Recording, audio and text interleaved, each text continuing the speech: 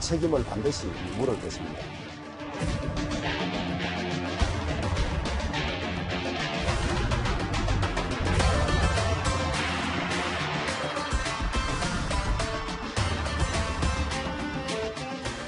저는 법무부 장관으로서 오로지 검찰 개혁의 사명을 가지고 이 자리에 왔기 때문에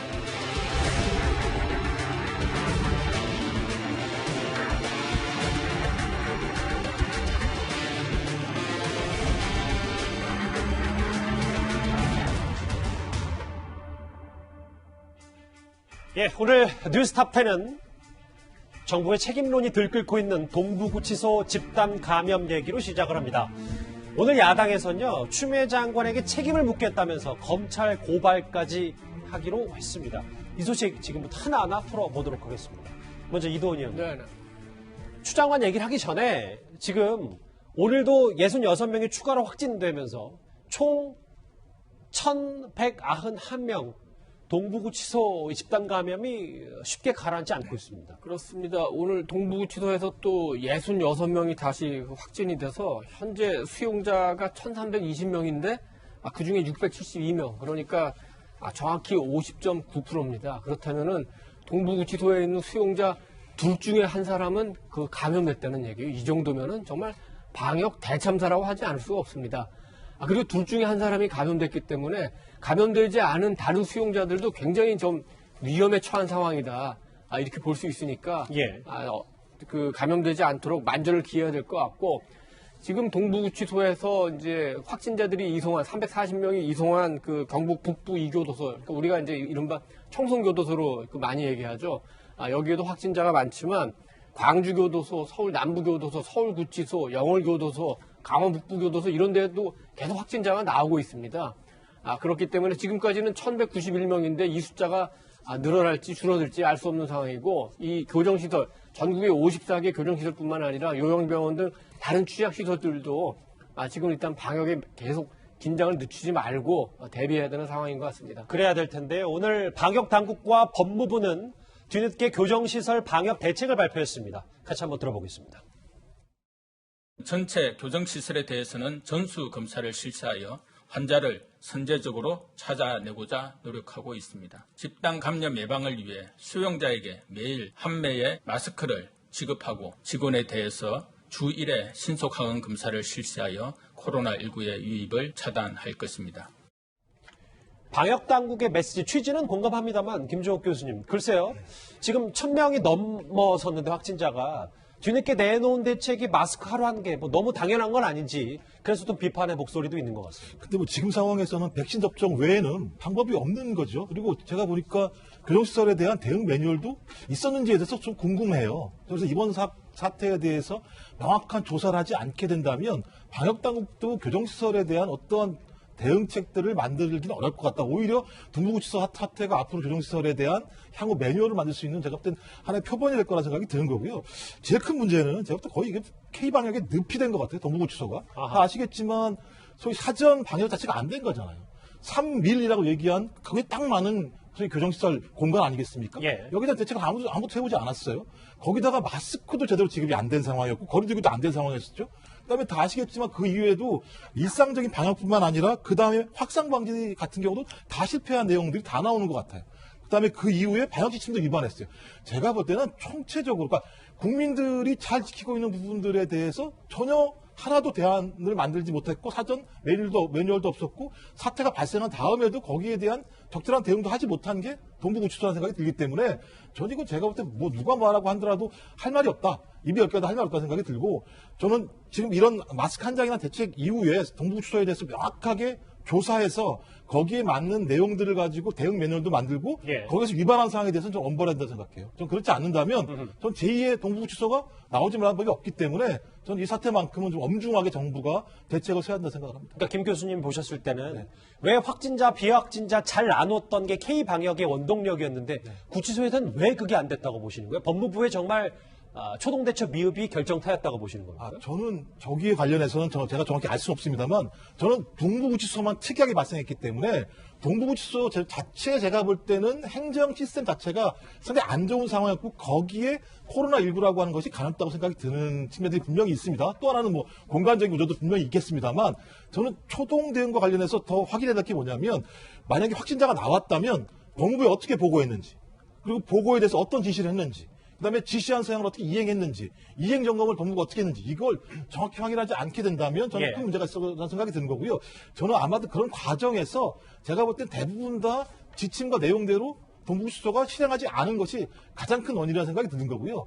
그러려면 핵심이 뭐냐면 제가 볼 때 뭐 법무부 장관이 여기에 대해서 명확하게 지침을 내렸어야 돼요. 그래서 동부구치소가 그 지침에 따라서 이행하지 않게 되면 문제가 생긴다는 점들을 정확히 알았어야 되는데 제가 볼 때 그 부분 관련해서도 점검이 안 됐다는 생각이 들어서 저는 총체적인 동부구치소의 행정시스템 마비 플러스 코로나19라고 하는 감염이 결합돼서 나타난 솔직히 제가 볼 때 인재라는 생각이 많이 듭니다. 조상호 부대변인. 근데 앞서 지금 방역대책으로 내놓은 게 하루 마스크 한 장 이거잖아요. 네네. 근데 지금 오늘 일부 보도를 보니까 마스크 수급에 좀 문제가 있었다는 여러 가지 언론 보도가 나와서 법무부가 해명을 했는데 이게 거짓 해명 논란이 있는 것 같습니다. 일단은 이게 사실은 작년 2월에 있었던 일입니다. 그래서 꽤 오래전 일이고요. 그때 당시에는 그 법무부뿐만 아니라 전체적으로 그 지금 전국적인 마스크 수급 상황이 상당히 좀 안 좋을 때였던 것으로 기억납니다. 그래서 그런 부분이 있어서 이제 재소자도 그때 당시엔 또 코로나 위험성뿐만 아니라 물론 있었지만 뿐만 아니라 그런 부분이 이제 이 교정시설까지 굉장히 이렇게 전파되거나 그런 위험성이 본격적으로 문제된 적이 없기 때문에 아마 미세먼지 문제를 같이 언급하면서 근데 목이 칼칼하고 하니 나도 혹시 코로나에 감염된 거 아닌가라는 내용으로 진정을 넣었던 모양인데 법무부가 이제 정작 해명을 내놓으면서는 코로나 문제는 싹 빼고 미세먼지에 관한 민원이 들어왔고 그렇죠. 그런 부분에서 이제 그 미세먼지로 인한 호흡기 관련 질환이 없는 것으로 판정이 됐기 때문에 인권 침해 소지가 없다고 보고 인권 침해 진정 부분은 기각했다 이렇게 해명을 했습니다. 근데 실제로 진정서에는 코로나 감염 의심에 관한 본인의 우려도 기재가 돼 있었거든요. 그래서 그런 부분 관련해서 불필요하게 이렇게 거짓 해명 논란을 낳기보다는 그냥 진솔하게 얘기해서 그때 당시에 마스크 수급이 상당히 교정시설뿐만 아니라 전국적으로 부족한 상황이었고 그런 부분에서 그래서 구매가 어려운 측면들이 있었고 그리고 당시에는 교정시설에서 그런 그 코로나 감염과 관련된 위험성을 본격적으로 인지하지 못할 때라 좀 가볍게 취급했던 것 같다. 앞으로 좀 더 주의하겠다. 이렇게 해명했더라면 오히려 이런 부분으로 불필요한 또 다른 그 비판 논란을 낳지 않을 수 있었는데 이런 내용들이 자꾸 쌓여가니까 국민들이 좀 자꾸 불신을 하게 되는 거거든요. 다시 한번 좀 진실된 접근으로 국민들에게 신뢰를 좀 얻었으면 좋겠습니다. 항상 뭐 잘못 자체보다는 나중에 태도가 더 논란인 경우가 많은데 알겠습니다. 결국 오늘 제1야당인 국민의힘이요. 동부구치소 현장을 찾아서 추미애 장관에게 반드시 책임을 묻겠다. 업무상 과실치사 혐의로 고발하겠다 이렇게 말을 했습니다. 많은 국민들이 진상을 좀 제대로 야당이 밝혀달라는 요구가 있어서 오늘 방문하게 됐는데요. 제대로 된 답변을 못 듣고 가서 되게 답답한 심정입니다. 책임을 반드시 물을 것입니다. 그리고 전국의 54개 이런 교정시설에서 두 번 다시는 이와 같은 실수가 생기지 않도록 더 철저히 체크하고 감독하도록 그렇게 하겠습니다. 김태현 변호사님, 화면에 보시는 것처럼 야당이 결국 추 장관을 검찰에 고발했어요. 핵심은 업무상 과실과 중과실치사상, 직무유기 혐의입니다. 저는 이제 기본적으로 개인적인 말씀을 드리면 저는 여의도의 일에 서초동을 가져가는 걸 별로 선호하지 않습니다.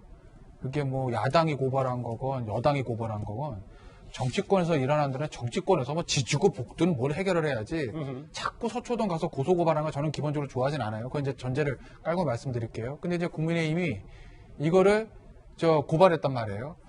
아마 이런 걸 거예요. 그러니까 사실은 법적인 책임은 좀 애매한 측면이 있어요. 왜냐하면 직무유기 이제 업무상 과실치사상 이건데 직무유기 같은 거는 쉽게 말씀드리면 일을 아예 안 한 거는 처벌할 수 있는데 이 부분 일을 했는데 잘 못한 거 무능력 공무원의 무능력은 처벌 못 하거든요. 근데 지금 이 부분에 대해서는 뭐 좀 사실관계 좀 더 나와봐야 되겠지만 추미애 장관 일단 무능력의 부분이기 때문에 직무유기가 성립하기는 쉽지는 않을 거예요.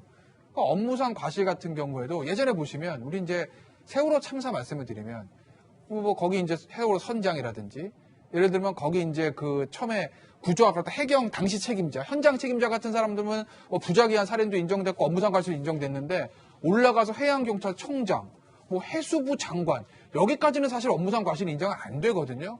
그 흐름에서 보면 동부구치소 소장은 저는 업무상 과실로 형사처벌 받을 가능성도 있다고 봅니다. 예. 거의 뭐 보안과장이라든지 그 실무선들. 그런데 아마 장관이나 법무부 장관이나 법무부의 그 교정본부장까지 업무상 과실 책임을 묻기는 쉽지는 않을 거예요. 그런데 지금 보시면 국민의힘의 법사위에도 부장판사 출신도 계시고 검사장 출신도 계시고 법조인들 많은데 그렇죠. 아마 저 같은 어떤 법리적인 판단 하셨을 겁니다. 했을 겁니다. 그럼에도 불구하고 저 서초동을 갔던 이유는 뭐냐면 지금 여의도에서 해결할 수 있는 방법이 별로 없어요. 만약에 추미애 장관이 사의를 표명하지 않은 상태라면 제가 원내대표라면 이거 해임 건의 아마 했을 수도 있어요. 야당 의원이라면. 해임 건의했을 때 여당에서 어떻게 나오나 보자. 이걸 가지고 해임 건의했는데 여당에서 저 추미애 장관 잘못한 게 없으니까 저희는 부결시키 이렇게 하긴 굉장히 애매모호한 거거든요. 그런데 지금 형식적으로 사직서를 제출한 상태이기 때문에 해임 건의도 애매해요. 그래서 아마 정치적으로 뭔가 책임을 물을 수 있는 보여줄 수 있는 행위가 없어서 지금 아마 야당은 저 서초동으로 간 게 아닌가 저는 개인적으로 그렇게 봅니다. 조 부대변인. 그래서 한 여당 의원은 이게 지금 야당이 검찰에 고발을 한 거니까 한 여당 의원은 우상호 의원이 윤 총장 힘을 빌리려고 하는 거 아니냐라는 지적까지 같이 나오고 있거든요. 지금 오히려 약간 그런 그 논란을 낳고 있는 게 지금 야당은 검찰이 자신들의 편이라고 생각하시는 것 같아요. 근데 그것과 관계없이 아까 김태희 변호사님도 말씀하셨지만 정치적인 사안이에요. 아까 물론 장관의 무능력이 만약에 문제된다면 그 또한 정치적인 사안이거든요. 예. 그러면 상임위를 열어서 책임을 묻거나 필요하다면 국정감사나 그러니까 국정조사나 기타 방법으로 본인들의 할 일을 해야 되는 겁니다. 검찰이 만약에 이런 부분 이게 뭐 고소고발이 있어야 수사하는 사건입니까? 아니거든요. 만약에 본인들이 얘기하는 것처럼 직무유기나 업무상 과실이나 중과실 치사상의 문제가 있었다면 검찰이 그냥 수사하면 돼요. 근데 굳이 또 그 제1야당이 그런 부분을 형사고발을 해가지고 자신들은 할 일 다 했다. 이렇게 얘기할 건 아닌 거죠. 오히려 그때 당시에 담당 공무원들을 다 상임위에 불러서 법사위가 됐든 어디가 됐든 불러서 당시의 경과들을 확인하고 보고를 듣고 그다음에 심지어 그 야당의 원내대표나 당대표 같은 그런 그 중요한 직책에 있는 사람이라면 본인들도 홍보시설을 방문해야죠. 방문해가지고 업무 보고를 듣고 거기서 문제점이 있다고 하면 국민들에게 보고를 드리고 그 부분에 대해서 정치적으로 비판할 건 비판을 하고 알겠습니다. 정책적으로 마련할 건 마련해 줬어야죠. 근데 이런 거예요. 그러니까 우리가 어떤 정책이나 정치적 행위에 대해서 반대할 수는 있고 비판할 수는 있는데 논거가 마련돼야 되거든요. 그러니까 저도 그 말씀을 드렸고 뭐 조상호 변호사도 그런 취지의 말씀하신 것 같은데 여의도 일은 여의도에 해결하자. 법적인 거는 자꾸 연결시키지 말고 이런 거거든요. 그러면 우상호 의원이 야당 행동에 대해서 이거는 이거 정치적으로 여의도에서 해결할 일이지 굳이 이거를 고발하는 게 맞습니까라는 말은 저는 할 수 있다고 봅니다. 예. 그죠? 왜냐? 추미애 장관의 법적 책임 변론을 하고 정치적으로 이거 잘했다고 생각해서 아무도 없지 않겠습니까? 근데 이걸 비판하는데 그 논거가 윤석열 총장의 힘을 빌려 해결하는 게 안쓰럽다. 이런 류의 저는 논거를 가지고 야당을 비판하는 건 이건 밑도 끝도 없이 하는 비판이라는 거죠. 그럼 제가 유상호 의원한테 물을게요. 그럼 추미애 장관 잘했다는 겁니까? 정치적인 책임 없다는 거예요? 잘했는데 아무 잘못이 없는데 정치적으로 잘했는데 야당이 윤석열 총장과 힘을 합쳐가지고 추 장관 몰아내고 이런다는 건가요? 그건 아니잖아요. 야당 행위를 비판할 수는 있는데 논거는 말이 돼야 된다는 말씀을 좀 드리겠습니다. 예. 이렇게 정부 책임론이 들끓는 가운데 추미애 장관이 정말 오랜만에 한 언론과 인터뷰를 했습니다. 검찰개혁에 목소리를 높였던 과거 목소리 잠시 듣고 오겠습니다. 서울시장이나 대선 출마 의향은 없으세요? 장관님은? 지금 장관님 지지도가 굉장히 높거든요. 저는 네. 법무부 장관으로서 오로지 검찰 개혁의 사명을 가지고 이 자리에 왔기 때문에 그 일이 마쳐지기 전까지는 정치적 입장을 갖고 있지 않습니다. 그러면 장관직을 그만둔 다음에는 그렇게 할 수도 있다는 말씀이세요? 그거에 알 수가 없고요. 일단 검찰 개혁이 완수될 때까지는 장관직을 내려놓지 않을 겁니다. 추 장관의 언론 인터뷰 내용 제 핵심을 좀 읽어볼게요. 촛불 집회 외침이 귓가에 쟁쟁하고 그 절실한 마음은 빗바라지 않았다고 본다. 지금은 사면을 언뜻 얘기하는 게 상당히 가슴 아프다. 또 한 번 읽어보겠습니다. 검찰권이 세지면 국민이 존중받지 못하고 추윤 갈등은 검찰 개혁에 저항하는 프레임이고 이를 통해 검찰 개혁의 본질은 물타기 해버렸다고 본다. 한겨레 신문 논설위원과의 인터뷰인데 이도원 의원님 전반적으로 어떻게 좀 평가를 하십니까? 우선 사면 문제는 굉장히 좀 정치적일 수 있기 때문에 조금 그 논평할 필요가 있을 것 같은데, 사면 문제 언급하는 게 부적절하다고 얘기하면서도 상당히 가슴 아프다. 반대 입장을 분명히 했죠. 이 문제는, 사면 문제는 이낙연 대표가 처음 거론하긴 했지만, 문재인 대통령의 입장이 어느 정도는 반영된 거 아니냐, 이런 게 대체적인 시각입니다. 문재인 대통령 입장에서 보면 전직 대통령이 탄핵돼서 수감돼 있고 전 대통령이 역시 감옥에 gat혀 있는 상황이 마음이 편할 리가 없죠. 첫째, 국민 통합 차원에서도 바람직하지 않고, 둘째, 문 대통령 퇴임 후 본인의 미래에 대해서도 생각하지 않을 수가 없지 않겠습니까? 반면 친문 열성 지지자들은 사면에 반대하죠. 그 상황에서 굉장히 문재인 대통령은 고심이 많을 텐데, 추미애 장관은 문재인 대통령의 입장은 전혀 고려하지 않고 강성 친문 지지자들, 사면에 반대하는 강성 친문 지지자들의 입장에 함께 섰다. 이게 말하자면은 문 대통령의 입장보다는 본인의 정치적 미래를 위한 선택을 했다, 이렇게 볼 수가 있겠습니다. 검찰개혁 관련해서는 민생과는 동떨어진 문제라는 인식이라고 하는데, 사실 조금 대다수의 국민은 검찰과는 크게 볼 일은 없어요. 예. 경찰과 볼 일이 많죠.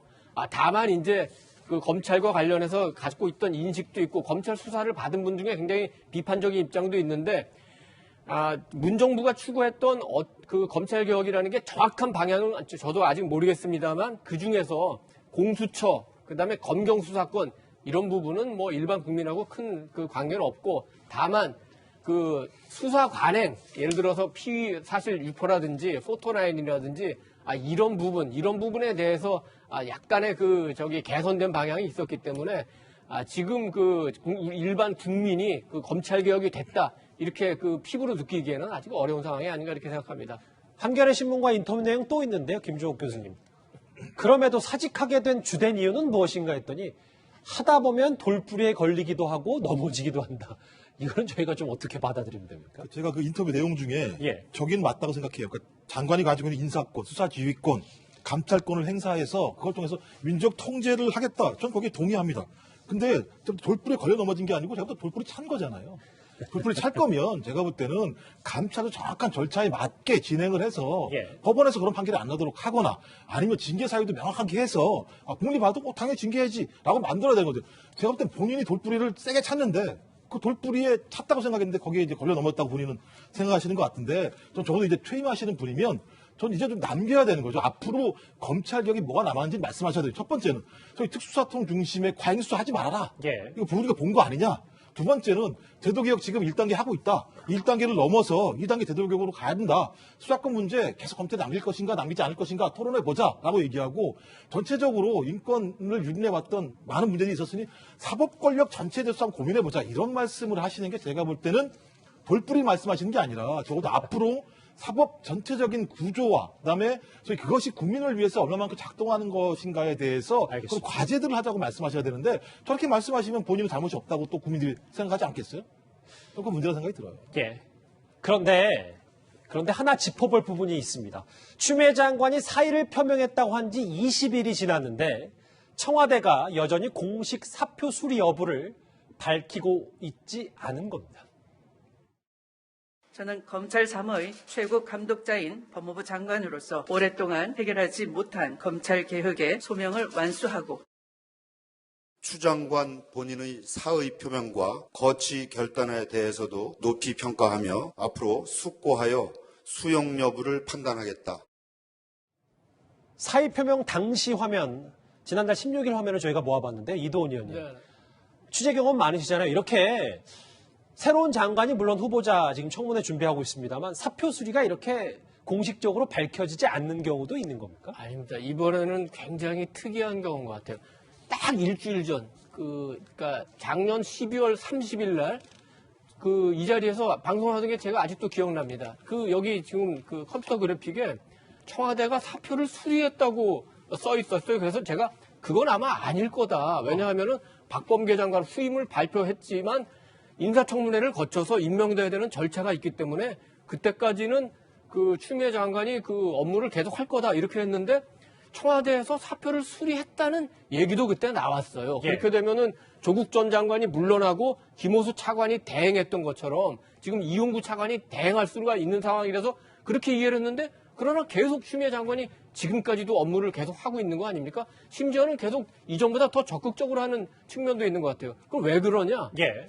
아마도 그 청와대가 그 지난 달 16일 날 사의를 표명했다고 발표는 했습니다만 정확하게 추미애 장관이 문 대통령에게 물러났다고 얘기를 안 했을 가능성이 있어요. 아하. 그래서 후임은 임명됐지만 후임이 올 때까지는 내가 계속 근무하겠다 이렇게 될 수가 있고 일부에서 굉장히 우려하는 거는 추 장관이 마치 윤석열 총장에게 밀려서 쫓겨나는 것처럼 보이니까 경질에 굉장히 반발하는 거 아니냐. 그래서 일단은 계속 그 업무를 수행하는 거 아니냐. 이런 관측이 있는데 만약에 이런 관측이 맞다면 이건 굉장히 심각한 문제가 되겠죠.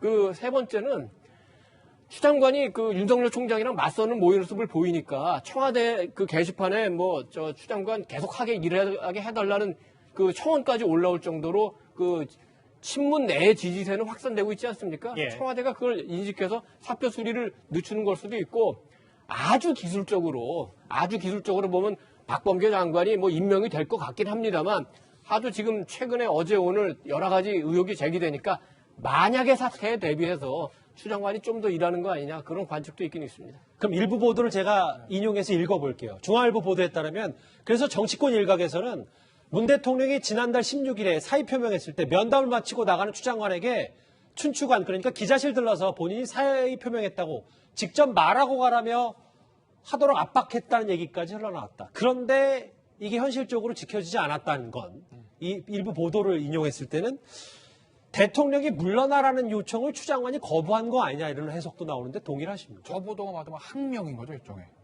그러니까 저는 가능성이 있다고 봅니다. 중앙일보도 취재 끝에 하지 않았겠습니까? 근데 저기가 처음 흘러나온 건 아마 대통령과의 면담이 1시간 정도였을 거예요. 1시간. 기억이 나죠. 예. 근데 사실은 윤석열 총장 지금 결과 다 나온 다음에 보고하고 상황 이렇게 됐습니다. 설명하는 거니까 소송 결과 나오기 전에 징계위원회 결과 갖고 대통령한테 제가 받고 보고하는 자리잖아요. 사실은 시간이 그렇게 오래 걸릴 만한 게 아닌데 대통령이 사실 1시간에 어떤 사람과 독대한다는 건 굉장히 긴 시간인 거죠. 대통령이 1시간에 하는 건. 근데 윤석열 총장 징계 결과만 가지고 1시간을 보고했다? 아마도 그러면 그거 빨리 보고하고 이 추 장관의 거취에 대해서 얘기를 했을 가능성이 높은데 시간이 길었다는 거는 거취에 대해서 추 장관과 대통령 사이에 좀 이견이 발생한 거 아니냐라는 관측은 그때부터 있었습니다. 예. 그 연장선상에서 보면 자 대통령이 추 장관 그동안 고생하셨습니다. 이제 그만하시죠. 알겠습니다. 대통령님. 하면 그냥 끝나는 거거든요.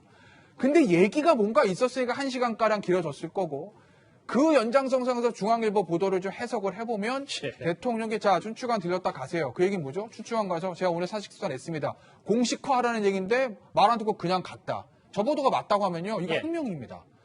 추 장관이 뭐라 그랬어요? 윤석열 총장 할 때 하는 얘기가 상관의 말도 안 듣는 이런 검찰총 이런 얘기 하지 않았습니까? 근데요. 총장은 그래도 임기가 있는 사람이에요. 임기가 없는 장관이 대통령의 어떤 사의 표명 요구 이거에 대해서 만약에 저는 그렇게 못하겠는데요 라고 했다고 하면 이거 어마어마한 항명의 문제인 거죠. 그러니까 아마 중앙일보 보도가 어디까지 맞는지 모르겠지만 더 이상 혼란을 좀 억측이 나오는 걸로 방지하려면 청와대에서도 지금이라도 추 장관 빨리 정리하시고 이용구 차관 대행으로 저는 가는 게 맞다고 봅니다. 그래서 좀 더 추가로 읽어보면 추 장관은 면담 직후 청와대를 그대로 빠져나왔다고 했고 본인은 사의 표명이나 사표 제출은 없었다는 뜻이다. 그래서 아까 이도원 의원님도 짚어보셨지만 박범계 후보자 낙마 대비해서 지금 사표 수리 안 하고 있는 거 아니에요. 그러면 정말 공식적으로 사표 수리 여부에 대해서 청와대가 밝히고 있지 않으니까 조성호 부대변인. 그러면 이 사표 수리는 자연스럽게 박범계 후보자가 임명이 되면 사표가 자연스럽게 수리돼. 임명할 때 하는 게 너무 자연스럽고요. 예. 지금 중앙일보가 추윤 갈등과 관련해가지고 지금까지 보도한 오보성 추측 보도는 엄청 많습니다. 그러니까 그런 부분 엄청 많다. 이런 거 수치적으로 계량할 수는 없는 그러니까 거 그렇게 이렇게 비하인드 스토리로 익명의 보도를 자꾸 이렇게 내면서 실제로 나중에 닦아보면 사실과 다른 경우가 너무 많아서 저거는 아주 일상적인 거라고 봅니다. 이제 어쨌든 새 장관 취임할 때 자연스럽게 이침식하면서 사표 수리하는 것이 일반적이기 때문에 좀 기다려 보시면 될 것 같습니다. 그러니까 이게 자칫 한 언론사를 약간 명예를 훼손하는 발언으로 읽힐 수도 있기 때문에 뭐 오보가 많다 뭐 이런 표현은 좀 저희가 순화를 하도록 하겠습니다. 알겠습니다. 일단 사표 실종 미스터리도 뭐 조상호 부대변인 말씀처럼 좀 지켜보면 어떤 사항이 내막으로 있었는지 저희도 확인할 수 있을 것 같습니다. 첫 번째 이슈 여기까지고요. 다음 주제 코로나와 관련된 얘기입니다.